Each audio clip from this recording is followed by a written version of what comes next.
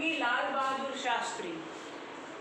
लाल बहादुर शास्त्री का जीवन चरित्र पढ़ना है हमें। ये लिखा गया है हमारे 9वें प्रधानमंत्री शंकर दयाल शर्मा जी के द्वारा।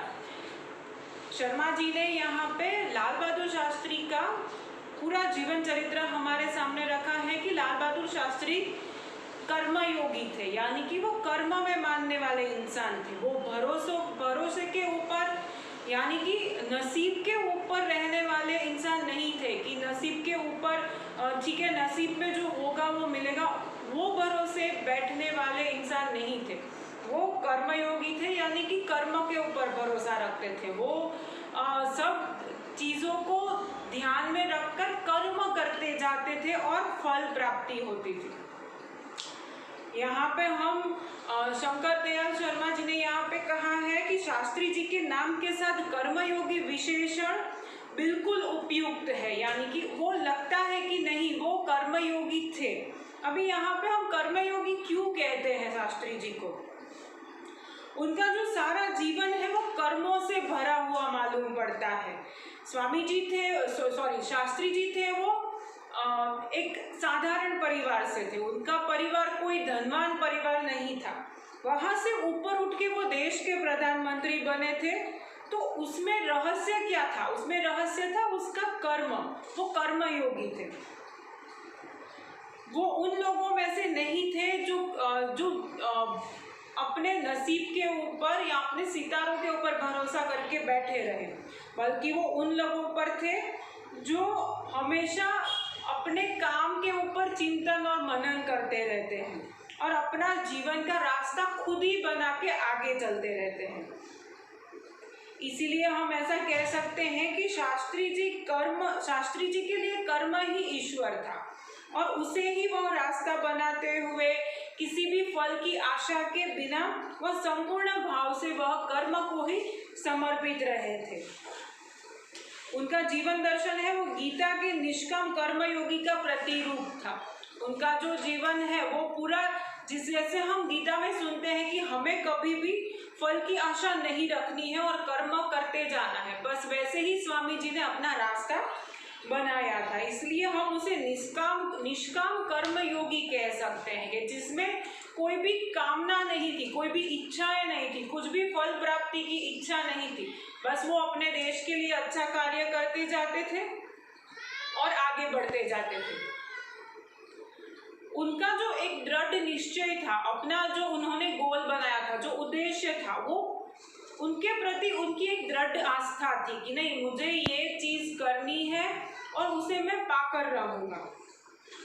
तो यहाँ पे जो शंकर दयाल शर्मा जी हैं वो यहाँ पे बताते हैं कि उस कर्म के प्रति संपूर्ण समर्पण, ये 3 बातें उनके पूरे चरित्र जीवन दर्शन में हमें मिलती है। यहाँ पे उन्होंने अपने एक भाषण में इसी तरह का विचार व्यक्त किया था कि यहाँ तक कि भले ही आप राजनीतिक क्षेत्र या सामाजिक क्षेत्र या किसी अन्य क्षेत्र में कार्य कर रहे हैं और आप उसमें सफल होना चाहते हैं, अपने दायित्व को पूरी तरह से निर्वाह करना चाहते हैं, तो आपको क्या करना चाहिए? आपको अपने कार्य में समर्पण तथा भक्ति और कर्म का समन्वय होना चाहिए। हमें क्या करना है? अगर हमें कोई भी क्षेत्र में आगे बढ़ना है, कोई भी क्षेत्र में अपना उद्देश्य प्राप्त करना है, तो हमें वो कार्य में समर्पण चाहिए। जैसे हम भगवान की भक्ति करते हैं, जैसे उसमें पूरा लीन हो जाते हैं, वैसे ही हमें कार्य में लीन हो जाना है जब तक कि हमें वो उद्देश्य प्राप्त नहीं हो जाए। यहाँ पे हम शर्मा जी के शब्दों में देखते हैं कि शास्त्री जी का पूर्ण जीवन श्रम, सेवा, सादगी और समर्पण का अनुपम उदाहरण है। उनके ये गुण केवल उनके कार्यों और विचारों में ही अभिव्यक्त नहीं होते थे, बल्कि उनको देखने से ही सभी भावों का एहसास होता था। वो थे ही ऐसे कि अगर वो सामने आ जाए तो हमें ये चीज़ महसूस होती थी कि सिर्फ उनके विचारों में ये चीज़ नहीं थी, पर उन्होंने किया भी था ये सब, उनकी करनी में भी ये सब था। तो इसे हम महसूस कर सकते हैं। आगे एक बात बताते हुए शर्मा जी कहते हैं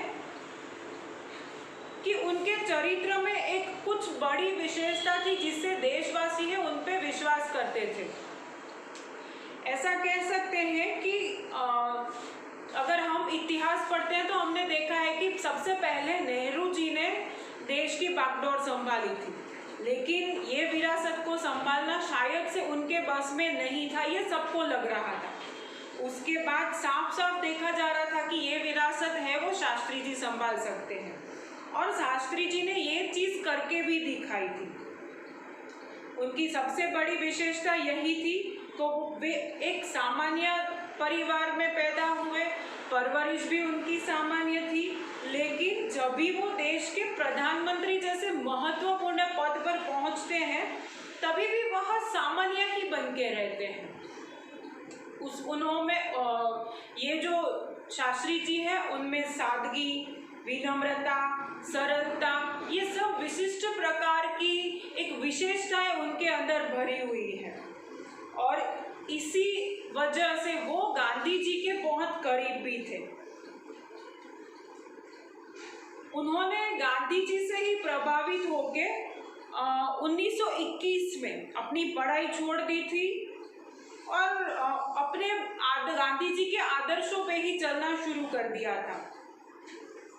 शास्त्री जी ने हमारे देश के स्वतंत्रता संग्राम में तब प्रवेश किया था जब वे एक स्कूल के विद्यार्थी थे और उनकी उम्र सिर्फ 17 साल की थी।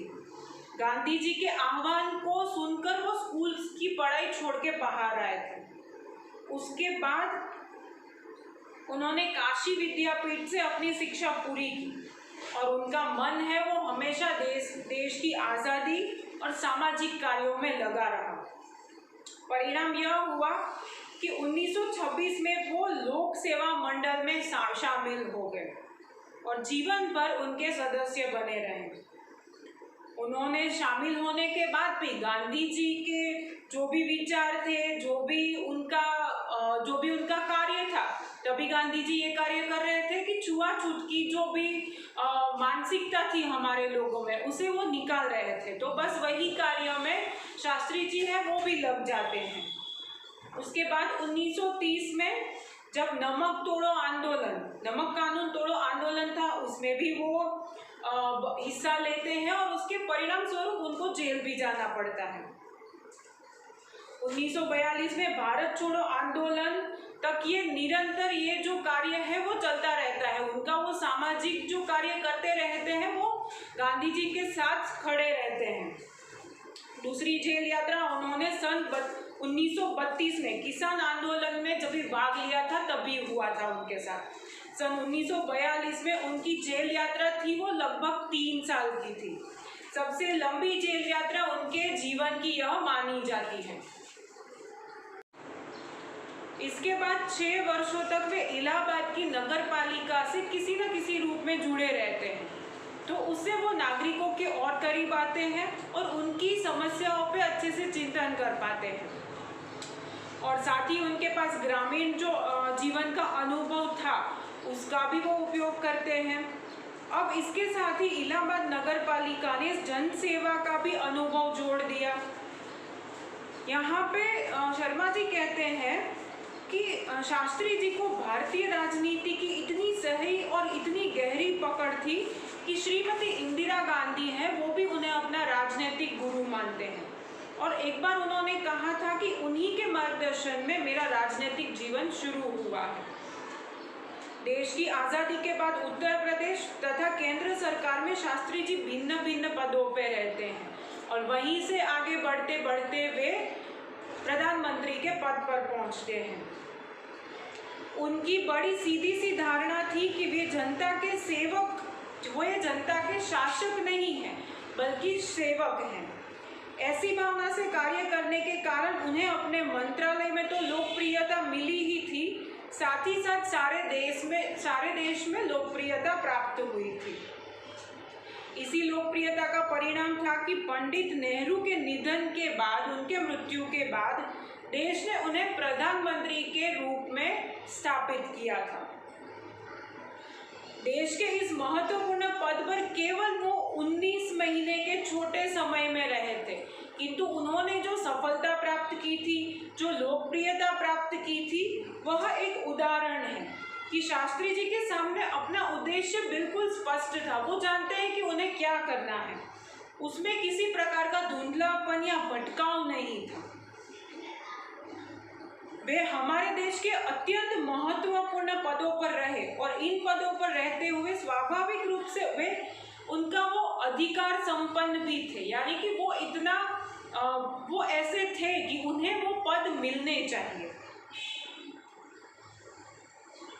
शायद ही ऐसा कोई और मंत्री होगा जो शास्त्री जी जितना लोकप्रिय होगा।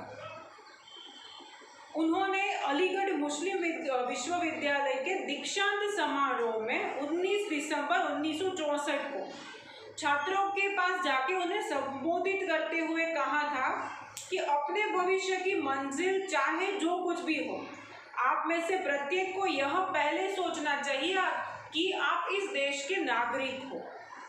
आपको संविधान द्वारा अगर आपको संविधान कुछ अधिकार देता है तो आपके ऊपर कुछ कर्तव्यों का बोझ भी आता है, जिसे आपको समझना चाहिए।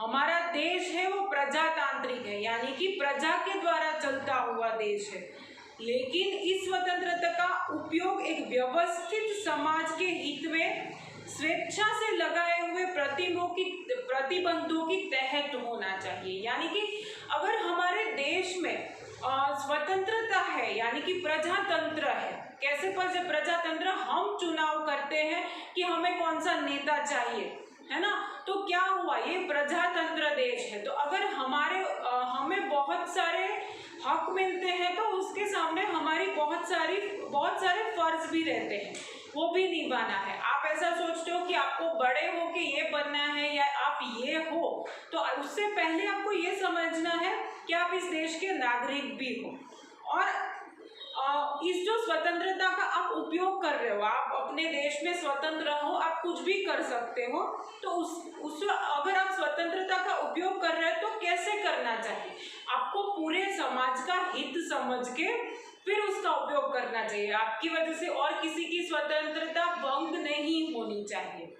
अधिकार, कर्तव्य और आत्म संयम के बारे में अत्यंत ही महत्वपूर्ण बातें ये जो थी वो स्वामी जी ने कही थी या शास्त्री जी ने कही थी। इसे आज से बच्चों हम सबको आज से इस बातों को याद रखने की जरूरत है।